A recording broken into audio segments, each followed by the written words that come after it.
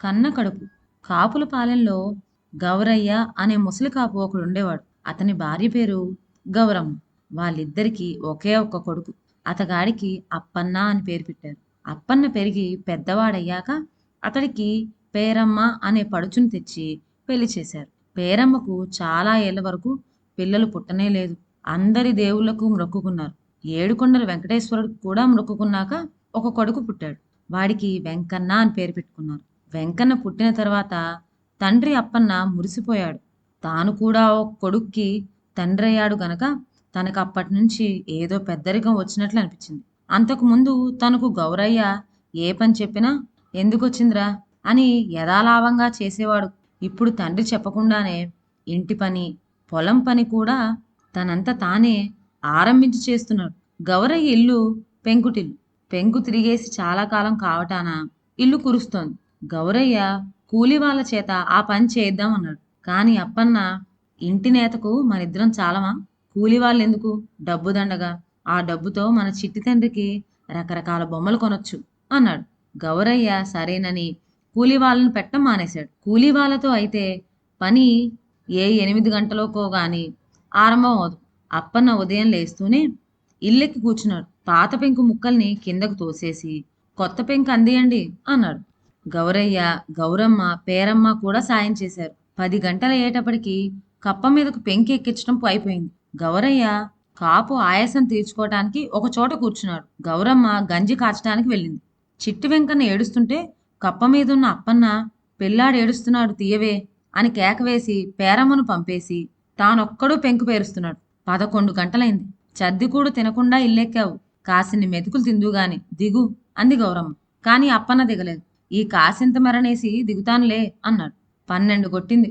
సూర్యుడు నడినెత్తు మీదకొచ్చాడు. అది మండు వేసవి కాలం. గౌరయ్య తిండి తినొచ్చి దిగిరారా నాయన, చల్లబడ్డాక చూసుకుందాము అన్నాడు.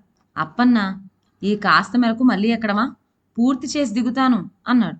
ఆ మిట్ట మధ్యాహ్నపు టెండలో లోపల కడుపు పైన నెత్తి అలా మలమలా మాడిపోతూ ఉంటే తన కొడుకుకు అలా ఇంటి మీద కూర్చోవడం గౌరయ్యకు బాధ కలిగించింది. దిగరా బాబు అని అనేక విధాలా బ్రతిమలాడాడు. కోపడ్డాడు కూడాను. అయితేనే అప్పన్న మాత్రం దిగలేదు. తండ్రి పదే పదే చెప్పటం చూసి కుర్ర కుంకకు చెప్పినట్లు చెప్తావేంటి, పోయి పడుకో అని చిరాకు పడ్డాడు. గౌరయ్యకు మనసెలా ఒప్పుతుంది, కునికెలా పడుతుంది. కన్న కొడుకు కష్టపడుతున్నాడు, మరి ఏమి చేయటమా అని ఆలోచిస్తూ ఉండగా ఎదురుగుండా మనమడు మట్టి పిల్లలు పెగిలిస్తూ కనపడ్డాడు. వాణ్ణి చూసేటప్పటికి గౌరయ్యకు ఏదో ఆలోచన తట్టింది. కూర్చున్నవాడు గబాలన లేచి పిల్లవాణ్ణి ఎత్తుకొని ఇంటి ముందుకు పరిగెత్తుకెళ్ళాడు. ఇంటి ముందు అప్పన్నకు కనబడేటట్లుగా ఎదురుగా ఎండలో ఆ పిల్లవాణ్ణి వదిలేశాడు. అప్పన్న అదేమిటి పిల్లవాణ్ణి ఎండలో వదిలేశారు, లోపలికి తీసుకెళ్ళండి అని ఇంటి మీద నుంచి అరిచాడు. గౌరయ్య అక్కడ ఉంటేనేగా ఇంట్లోకెళ్ళి కూర్చున్నాడు. ఏమిట్రా వినపట్టంలే, పసివాణ్ణి అట్లా నీడకు తీసుకెళ్ళండి అని మళ్ళీ అరిచాడు అప్పన్న. చిట్టి వెంకన్న ఎండకు తాళలేక ఏడవటం మొదలెట్టాడు కూడాను. అప్పన కేకలకి గౌరమ్మ, పేరమ్మ వీధిలోకి వచ్చేటంతలో అప్పన నిచ్చెన నుంచి చరచరా నాగుబాముల కిందకి దిగొచ్చి పసివాన్ని తీసుకొని ఇంట్లోకి వస్తూనే తల్లితో అయ్యకి మతిగాని పోయిందేమిటి, పిల్లాన్ని అలా ఎండలో వదిలేసి ఏడిపించాడేం అన్నాడు. ఎండలో ఉంటేనేం అన్నాడు గౌరయ్య. ప్రాణం సొమసిలిపోదు అన్నాడు అప్పన్న మండిపడుతూ.